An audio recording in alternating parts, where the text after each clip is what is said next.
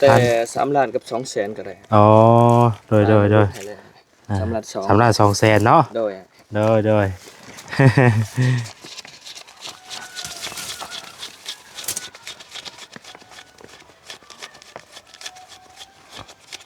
ครบแล้ว ผมเนาะโดยขอบใจหลายเด้อโดยขอบบุญขอบคุณผู้ใหญ่เพิ่นก่อนกระต่ายได้18แผ่นสังกะสี8ฟุตนี่18แผ่นแล้วก็สังกะสี9ฟุตประมาณ12ฟุตนี่9แผ่นแล้วก็ได้ตะปู2โลแล้วก็เพิ่นบวกค่าส่งน้ำอีก200,000พี่น้องเอ้ยมาส่งให้เนาะถือว่าทางเพิ่นบ่ได้โทรมาหาเลยถือว่าเพิ่นเพิ่นคือรู้จักทางอยู่เนาะมีแต่เจ้าขอบคุณขอบบุญขอบคุณผู้ใหญ่เนาะทางแม่เพชรเด้อพี่น้องเนาะที่ว่าซอยสังกะสีกับผ้ากระตาดทางน้องน้องตันน้องเนาะโอ้ยก็ถือว่าตอนนี้บ่แสนซื้อมาเป็นที่เรียบร้อยแล้วให้ทางเพิ่นได้มุงเนาะส่วนห่มส่วนเงาพี่น้องมุงแล้วก็ให้ได้อยู่ดอกบัดนี้เนาะ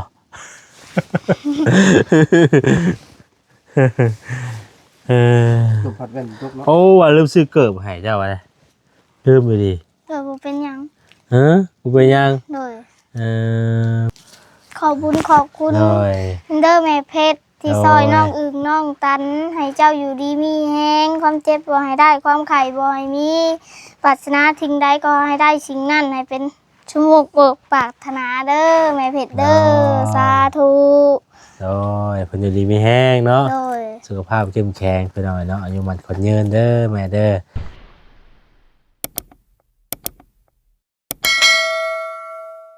พี่น้องรถมาแล้วเนาะรถเร็วทันใจตรวจจัดรถเนาะสวัสดีเด้อโดย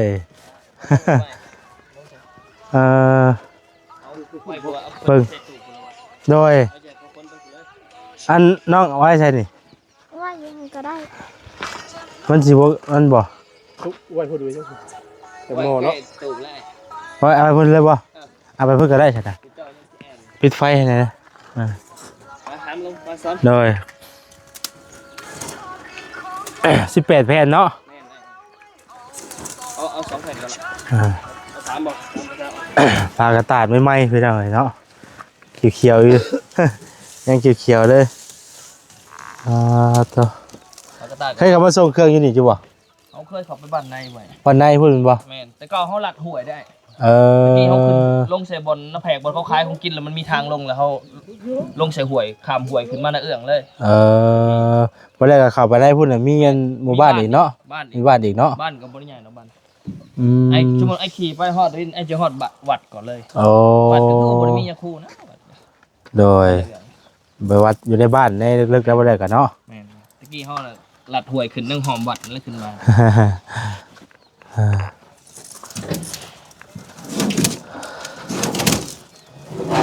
พอดีเรียกว่าลายเติบเนาะ18แผ่นเลยกันเอาไอ้เพิ่นเลือเฮือนอีก18แผ่นจังว่าชาวจำนวนเนาะชาวจำนวนได้เด้อเจ้าเพิ่นแอมหลายอย่างกว่าจักแหละแต่แล้วเราสิแอมทางหลุมน้ำหัวแต่ว่าเฮือนของเกินพัวจังได๋แม่เจ้ายังบ่มาบ่ล่ะมาแล้วคนตัดไม้อยู่เด้ตัดไม้ยังน่ะตัดไม้เห็นหัวคันไดตัดไม้หัวคันไดตัดไม้คันไดเจ้าอยู่กับไผซะอยู่คนเดียวอันน้องยังก่อนนี่น้องเจมส์พอเจ้าอยู่เฮ้ยจิบ่เพิ่นเมื่อบ้านมื้อนี้เพิ่นนั้นเพิ่นปูได้แป้นน่ะปูได้แล้วเฮ็ดไผสร้างบ่เฮ็ดให้เฮ็ดเอาเองเพิ่นเองบ่บ่สร้างเฮ็ดให้เนาะเอื้อจะได้ไปน้ำพ่อไปพ่อจะอยู่ผู้เดียววันนี้อ้าวเดี๋ยวป้าไปพูดป้าพูดกันได้ป้ามันมีครูช่างนอกเขากันเลยมาสิหามใช้เพิ่นเลยมันมีทางรถเข้าไปเนาะได้ป่ะแต่ว่ามันย่างไก่นิดนึงขู่น้ำป้อตัวที่แต่น้ำครับ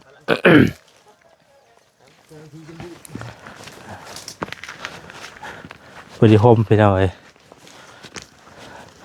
ซื้อผ้ากระตาดมาให้เพิ่นมื้อบ่สร้างมาไหนล่ะมื้อสร้างมันสิมาพุ่นไปหน่อยโอ้เพิ่นตั้งนี่โอ้เฮ็ดไว้นั่งบ่ โดย เป็นตั้งไงดิไปหน่อยเพิ่นมาตัดไม้ดิ โดย ไปกับพ่อเจ้าบ่ แม่ ไปกับพ่อ2 คน เอื้อย ไปกับเอื้อยก็ไปนำเนาะไปคันใดตัวนี้บ่ แม่นะ มีแต่ป้าไว้รุมอยู่แล้วก่อนได้กลับมาก็ให้พ่อเจ้าเอาเมียนเด้อ โดยอยู่เป็นยัง โหน้ำเขาไปพักน้ำไม่เนาะถ้าเราลงเหยียบได้เลยน้ำแท่งได้พี่น้องเอ้ยนี่ก็ได้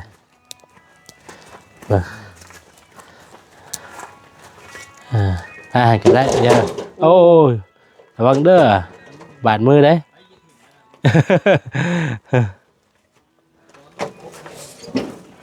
บาดมือคมคืออย่างนี้เนาะคมมีดช่วย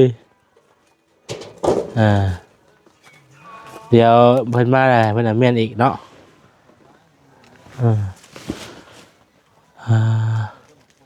ตัวนี้8 ฟุตได้ตัวนี้เนาะ8 ฟุตนับเบิ่งบ่เอาไปนับเบิ่งบ่ไปต้องตัดไปนับเบิ่งบ่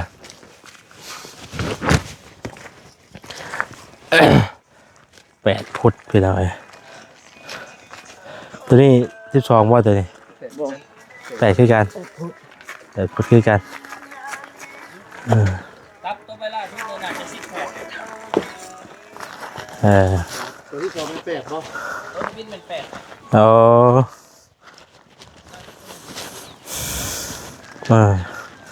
้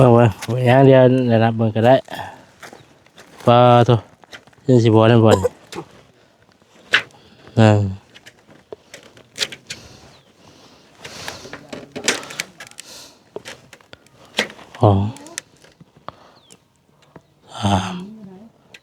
4 มันจะติดกันได้ครบบ่ เนาะ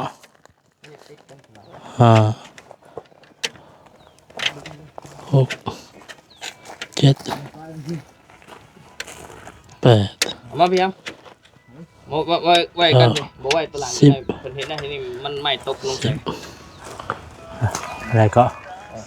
ห้องซ่อนกันได้ป่ะ เพราะป้าไปคนละ คนละส่วนเลย คนละส่วนป่ะ พวกเขานี่แหละครบไว้ เดี๋ยวก็ได้เสียวมือเลยเนาะมันคือคมดักแหละ ใช่ระวังมือใช่มัน เนาะ คันมือคือจะเฮามันด้านเลยนับก็คือธรรมดา ว่าล้อเหรอเนาะ มาเฮานับให้เบิ่งมือล้านแหละมันก็ได้ป่ะ เกาะได้ธรรมดา1 2 3 โดย ตัวหลานมันมากินมือใหม่เลยเนาะ มือใหม่4 5 6 7 กินมือ 9 ทำใส่กระสีบ่ได้กระทาทำนับเงินตัวนั้นแล้วจ้ะนะ 7 มือเนาะว่ามันอ่อนแนวมาบาดมือเนาะ 15 6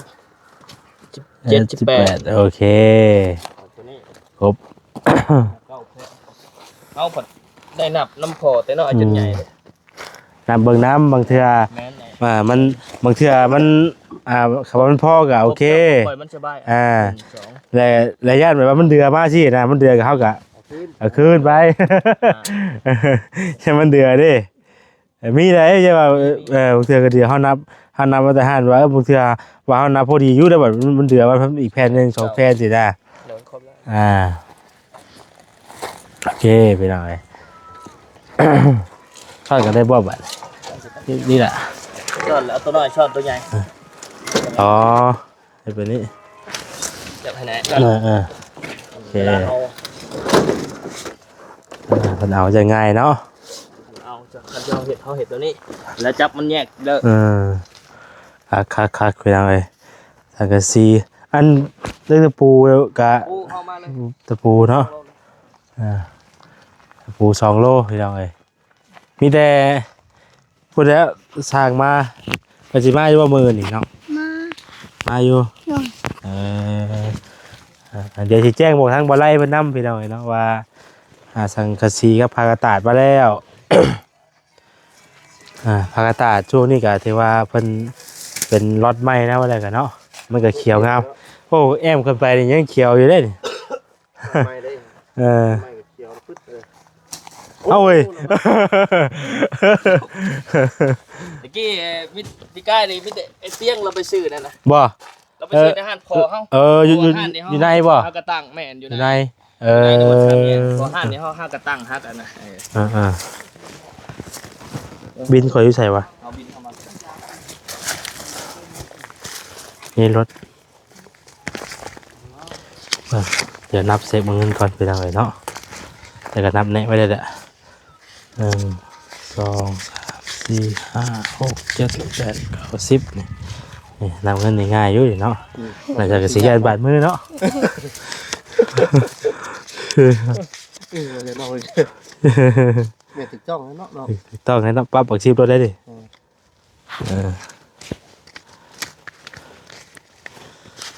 2 3 4 5 10 3,225,000 แต่3ล้านกับ200,000ก็ได้ อ๋อโดย3ล้าน2 3,200,000เนาะโดย โดย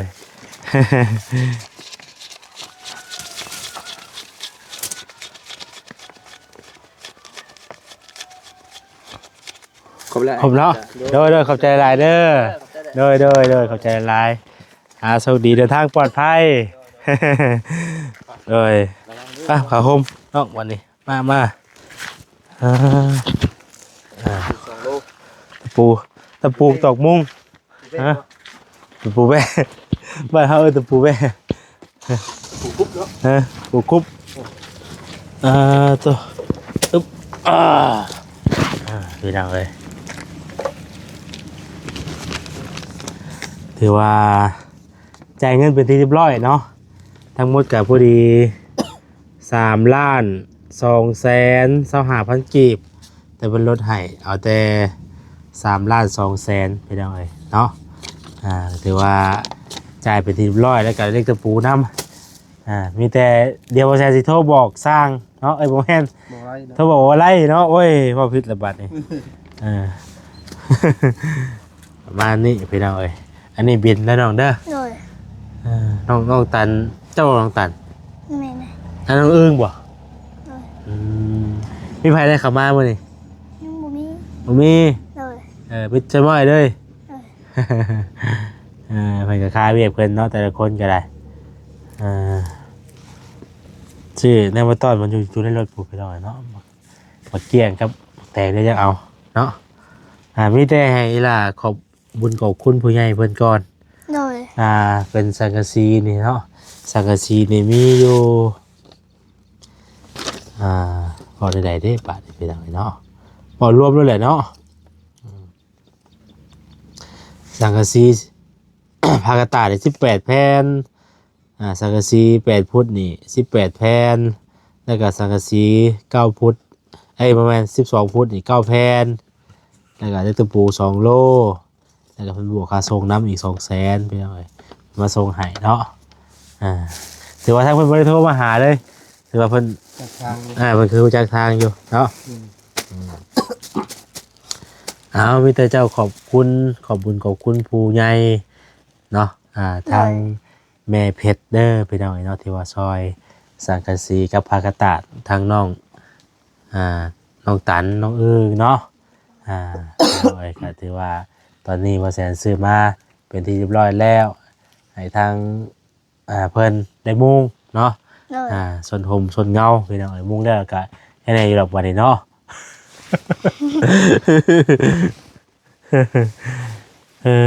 ตกผัดแว่นตกเนาะ โอ้ว่าลืมซื้อเกิบให้เจ้าอะไรลืมไปดิ โดยบ่เป็นหยัง กูไปยัง โดย จะซื้ออะไรบ่ ยัง ยังอยู่ โดย มื้อหน้าบ่ได้ใช่ โดย ลืมบ่ ถ้าแม่เพิ่นบอกว่าให้ซื้อเกิบแล้วใช่บ่ใช่แล้วลืมไปดิพี่น้องเนาะ ขอบคุญขอบคุณ โดย เด้อแม่เพชร ที่ซอยน้องอึ่งน้องตันให้เจ้าอยู่ดีมีแห้งความเจ็บบ่ให้ได้ความไข่บ่ให้มีปรารถนาทิ้งใดก็ให้ได้สิ่งนั้นให้เป็นชั่วโมงเบิกปรารถนาเด้อแม่เพชรเด้อสาธุ โดยเพิ่นอยู่ดีมีแห้งเนาะ โดย สุขภาพเข้มแข็งไปหน่อยเนาะอายุมันคนยืนเด้อแม่เด้อเดินทางไปมากในการตลอดปลอดภัยเนาะโดยที่ว่าทางแม่เพิ่นได้ซอยทางน้องอึ้งน้องตันเนาะซื้อผ้าขตาดมาแล้วก็ซื้อมุ้งมา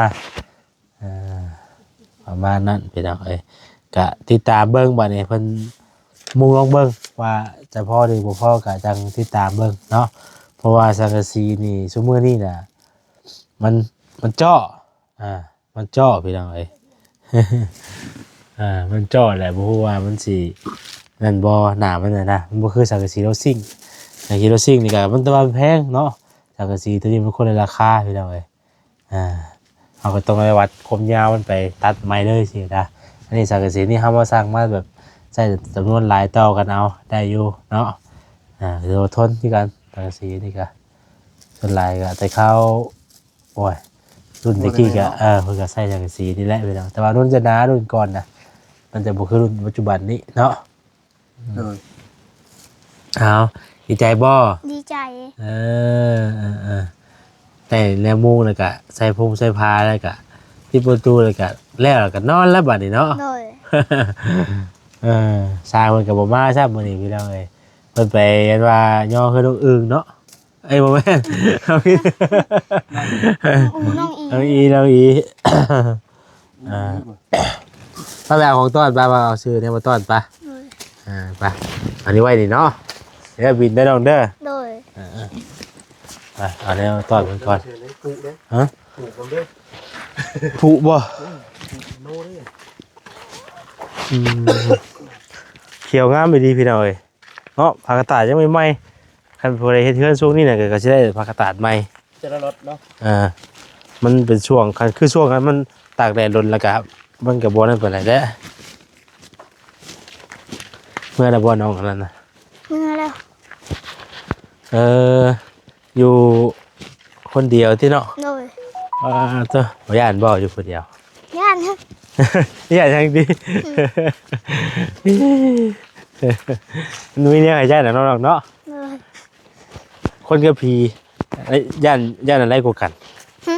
คนกับผีย่านหยังกว่ากัน เป็นคน ย่านคนผีได้อ่ะ ย่านไปเลย ไม่เห็นเนาะ โดย ไม่เห็น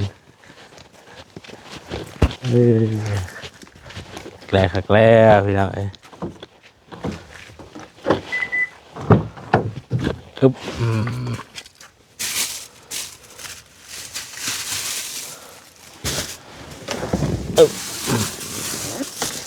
ซื้อนี่มาต้อนน้องเพิ่นมื้อนี้พี่น้องเอ้ย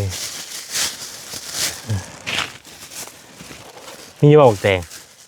บ่มีปลูกเด้อ โดย ระหว่างซื้อหมกเกี้ยงมาต้อนเนาะ โดย เกี้ยงกับหมักอันยัง โด ก็ ยขอบใจหลายๆเด้อ โด มาแซน ยไปเพื่อนแหละปะตัวซื้อหมกกล่องหมกเกี้ยงมาต้อนน้องเพื่อนเดี๋ยวไป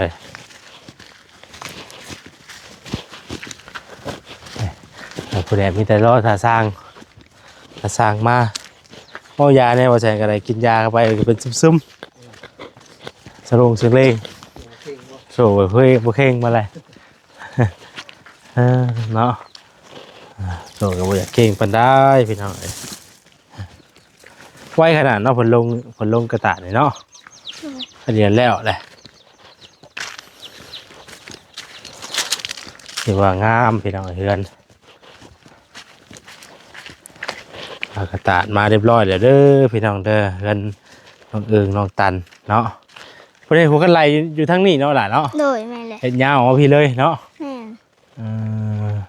เฮ็ดมาเฮ็ดอยู่นี่เลยพี่น้องเอ้ย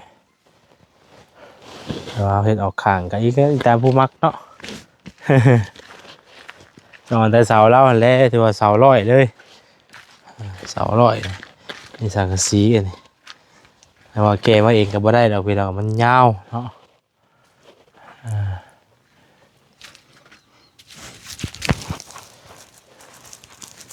12พุทธ